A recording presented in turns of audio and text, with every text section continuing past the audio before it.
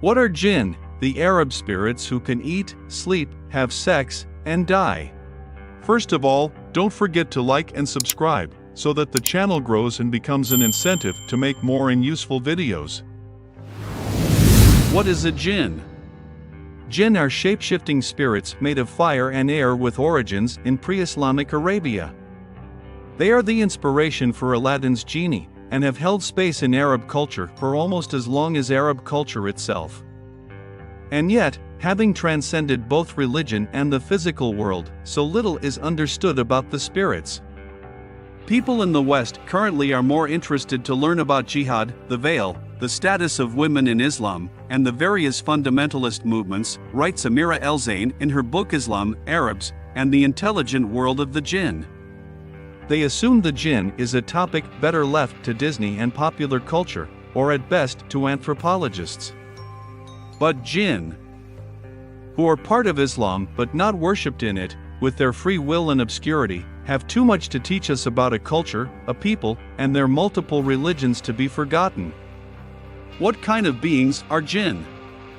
Neither inherently good nor bad, jinn are amorphous entities, able to take the shape of humans and animals alike.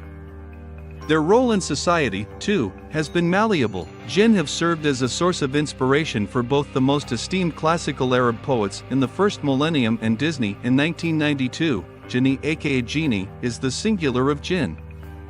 According to El-Zain, pagan Arabs, big believers in the occult, worshipped jinn long before Islam was introduced in the 7th century. Believing that the spirits were masters of certain crafts and elements of nature who had the power to turn plots of land fertile. Jinn are believed to both interact with humans in our reality and lead their own lives in a separate realm. As spiritual entities, the jinn are considered dual-dimensional, with the ability to live and operate in both manifest and invisible domains, El-Zain writes. Can jinn communicate with humans? Jinn's influence has been widespread both religiously and culturally in pre- and post-Islamic Arabia.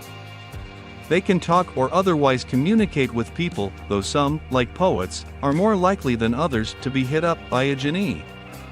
Ancient Arabs, known for their affinity for poetry, even coined the term sha'ir, meaning an Arabic literature poet who was supernaturally inspired by jinn, to designate poets like Kuthayr-Azza. Poets in pre-Islamic Arabia often said they had a special jinni that was their companion, says Mubayyi. Sometimes they would attribute their verses to the jinn. Can jinn haunt people? Jinn are considered part of al-ghaib, or the unseen. As invisible entities with abstract definitions, belief in them manifests differently between communities and individuals. Despite stories of possession, jinn are remarkable in their propensity towards neither good or evil.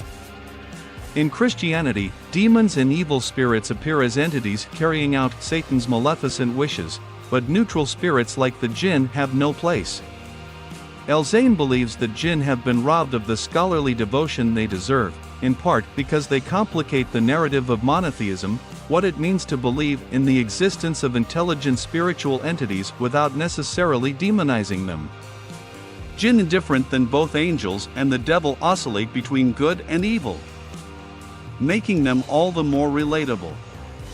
They can fuck up, they can be pious, they can help us, or they can hurt us, as shown in folktales from 1001 Nights, commonly known in English as Arabian Nights.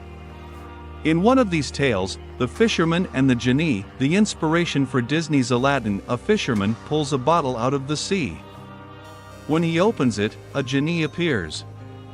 Angry to have been trapped in the bottle for centuries, the jinni tells the fisherman their plan to kill him. But after the two exchange stories, the jinni changes their mind, instead bestowing the fisherman with a life of good fortune. Can you fall in love with a jinn? Fluid in form and interpretation, jinn not only possess and converse with us, but they can also fall in love, or in bed, with humans. Pre-Islamic poet Tabata Shahran once wrote about sleeping with a jinniya, feminine form of jinn, in a poem called How I Met the Gull. I lay upon her through the night, that in the morning I might see what had come to me. Behold! 2 eyes in a hideous head like the head of a cat, split-tongued. Legs like a deformed fetus, the back of a dog, clothes of haircloth or worn-out skins. According to al-jinn, the ability or desire to have sex isn't all jinn have in common with humans.